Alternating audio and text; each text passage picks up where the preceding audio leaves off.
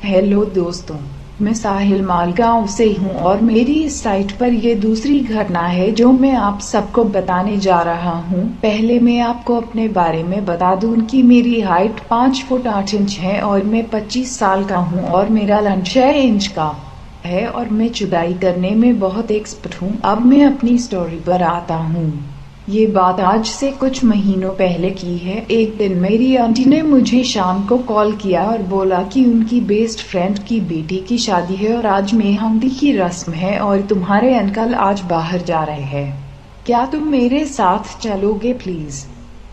क्योंकि शादी में जाने के लिए कोई और नहीं है। फिर मैं तैयार हो गया और शाम को अपनी बाइक पर आंटी के घर पहुंच गया और आंटी को लेकर निकल पड़ा और कुछ देर के बाद हम वहां पहुंच गए। अब वहां पहुंचने पर आंटी की बेस्ट फ्रेंड ने हमारा स्वागत किया और उनके साथ एक आंटी और थी जो बहुत टाइट कपड़ों में अपने बूब्स को टाइट करके हमसे मिली। उसके बहुत बड़े बड़े बूब्स थे और जब वो पलटी तो उनकी गांड बाप रे बाप बहुत ही मस्त थी। उनकी गांड बहुत ज्यादा बाहर निकली थी। फिर मैंने आंटी से पूछा कि ये कौन है, तो वो बोली ये सपना है। अब मैं बार बार उनको ही देख रहा था और वो भी मुझे नोटिस कर चुकी थी। फिर वो मेरे पास आए और हम नॉर्मल बातें करने लगे।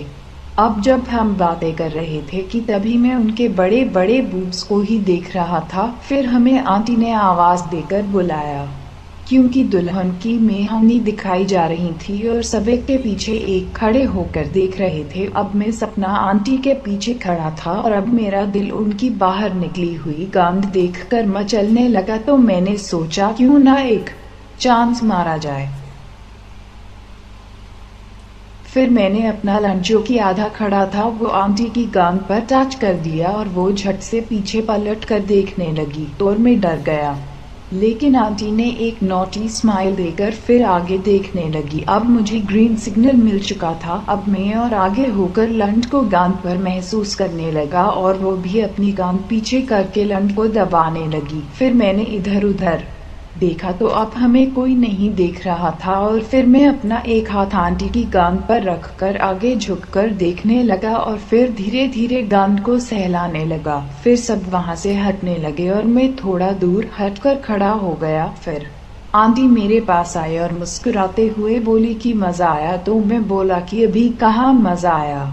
तो वो बोली जब रात में सब सो जाएंगे तो पीछे स्टोर रूम में आ जाना। अब मैं बहुत खुश हो गया और सबके सोने का इंतजार करने लगा। फिर रात के 2 बजे में छुपते हुए स्टोर रूम में गया और कोई आधे घंटे के बाद सपना आंटी भी अंदर आई। आंटी लाल नाइटी पहने थी और वो बहुत सेक्सी लग रही थी। फिर मैंने झट से आंटी को हग कर लिया और अपने होंठ उनके होठों पर रखकर फ्रेंच किस करने लगा और एक हाथ से बूब्स और दूसरे हाथ से उनकी गांड दबाने लगा। अब वो भी सिसकारी निकालने लगी और साहिल कम ऑन।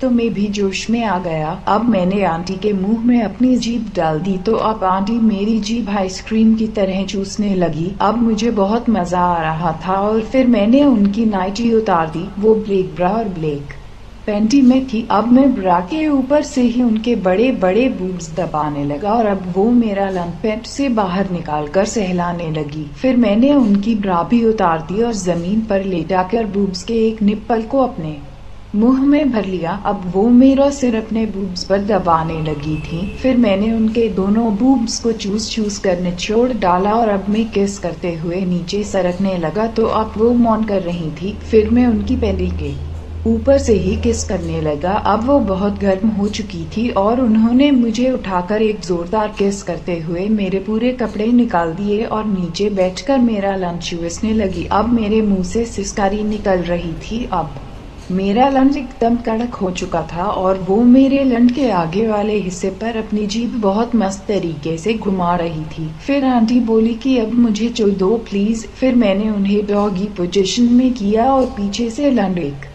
बार ही में पूरा डाल दिया। फिर वो बोली कि आराम से करो। अब मैं उन्हें तेज तेज चोदने लगा और दोनों हाथों से बूब्स भी दबा रहा था। अब वो भी अपनी गांड आगे पीछे करके चुदवा रही थी। अब मुझे वो बहुत ही अनुभव वाली लग रही थी क्योंकि वो मेरे लंड को बहुत अंदर तक ले रही थी। अब उन्होंने मुझे नीचे लेटा कर मेरा लंड अपनी चूत में ले लिया और दोनों हाथ मेरे पैरों पर रखकर बहुत स्पीड में अपनी गांद उछाल उछाल कर चल रही थी। अब मैं बहुत मजा ले रहा था। फिर मैंने उन्हें खड़ा करके दीवार के सहारे चिपका कर उनका एक पैर हाथ में पकड़कर अपना लंच शूट में डाल दिया और चूतने लगा। अब वो बस यह एस बोले जा रही थी और हम दोनों पसीना पसीना हो चुके थे। अब वो बार बार मेरे लंड को बाहर निकालती और फिर दोबारा चूत में डालती, जिससे मुझे और भी मजा आ रहा था। अब मैंने उनको जमीन पर लेटाकर उनके दोनों पैरों को अपने कंधों पर रखकर चूतने लगा और अपने हाथ से बूब्स को निचोड़ भी रहा था। अब उनकी चूत पूरी गीली होकर बहने लगी थी।